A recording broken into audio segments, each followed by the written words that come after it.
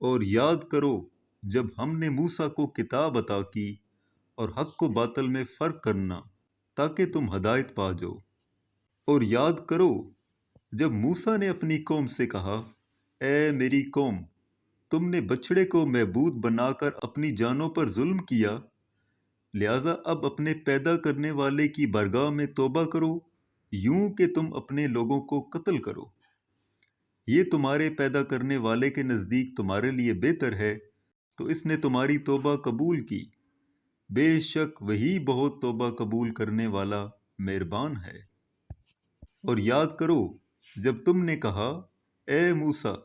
ہم ہرگز تمہارا یقین نہ کریں گے جب تک اعلانیہ خدا کو نہ دیکھ لیں، تو تمہارے دیکھتے ہی دیکھتے تمہیں کڑک نے پکڑ لیا، پھر تمہاری موت کے بعد ہم نے تمہیں زندہ کیا تاکہ تم شکر ادا کرو، اور ہم نے تمہارے اوپر بادل کو سایہ بنا دیا اور تمہارے اوپر من و سلوہ اتارا کہ ہماری دی ہوئی پاکیزہ چیزیں کھاؤ، اور انہوں نے ہمارا کچھ نہ بگاڑا بلکہ اپنی جانوں پر ہی ظلم کرتے رہے۔ اور جب ہم نے انہیں کہا کہ اس شہر میں داخل ہو جاؤ، پھر اس میں جہاں چاہے بے روک ٹوک کھاؤ، اور دروازے میں سجدہ کرتے داخل ہونا اور کہتے رہنا، ہمارے گناہ معاف ہوں، ہم تمہاری خطائیں بخش دیں گے، اور عنقریب ہم نیکی کرنے والوں کو اور زیادہ عطا فرمائیں گے۔ پھر ان ظالموں نے جو ان سے کہا گیا تھا اسے ایک دوسری بات سے بدل دیا، تو ہم نے آسمان سے ان ظالموں پر عذاب نازل کر دیا، کیونکہ یہ نافرمانی کرتے رہے تھے۔ اور یاد کرو جب موسیٰ نے اپنی قوم کے لیے پانی طلب کیا تو ہم نے فرمایا کہ پتھر پر اپنا عصا مارو، تو فوراً اس میں سے 12 چشمے بہہ نکلے، اور ہر گروہ نے اپنے پانی پینے کی جگہ کو پہچان لیا۔ اور ہم نے فرمایا کہ اللہ کا رزق کھاؤ اور پیو، اور زمین میں فساد نہ پھیلاتے پھرو۔ اور جب تم نے کہا، اے موسیٰ، ہم ایک کھانے پر ہرگز صبر نہیں کر سکتے، لہٰذا آپ اپنے رب سے دعا کیجئے کہ ہمارے لیے وہ چیزیں نکالے جو زمین اگاتی ہے، جیسے ساگ اور ککڑی اور گندم اور مسور کی دال اور پیاز۔ فرمایا، کیا تم بہتر چیز کے بدلے میں گھٹیا چیزیں مانگتے ہو؟ اچھا پھر ملک مصر یا کسی شہر میں قیام کرو، وہاں تمہیں وہ سب کچھ ملے گا جو تم نے مانگا ہے۔ اور ان پر ذلت اور غربت مسلط کر دی گئی، اور وہ خدا کے غضب کے مستحق ہو گئے۔ یہ ذلت و غربت اس وجہ سے تھی کہ اللہ کی آیتوں کا انکار کرتے تھے اور انبیاء کو ناحق شہید کرتے تھے،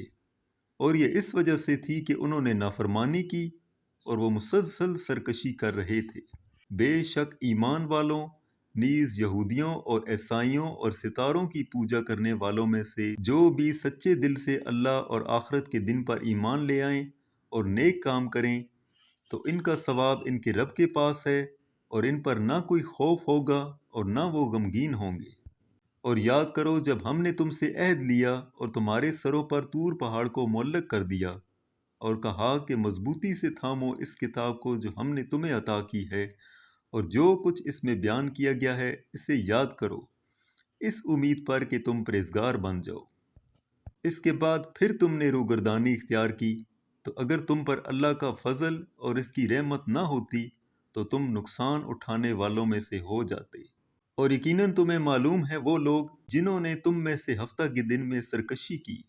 تو ہم نے ان سے کہا کہ دھتکارے ہوئے بندر بن جاؤ۔ تو ہم نے یہ واقعہ اس وقت کے لوگوں اور ان کے بعد والوں کے لیے عبرت اور پرہیزگاروں کے لیے نصیحت بنا دیا۔ اور یاد کرو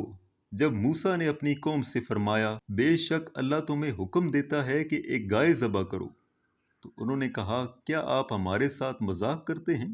موسیٰ نے فرمایا، میں اللہ کی پناہ مانگتا ہوں کہ میں جاہلوں میں سے ہو جاؤں۔ انہوں نے کہا کہ اپنے رب سے دعا کیجئے کہ وہ ہمیں بتا دے کہ وہ گائے کیسی ہے۔ فرمایا، اللہ فرماتا ہے کہ وہ ایسی گائے ہے جو نہ تو بوڑھی ہے نہ بالکل کم عمر، بلکہ ان دونوں کے درمیان ہو، تو وہ کرو جس کا تمہیں حکم دیا جا رہا ہے۔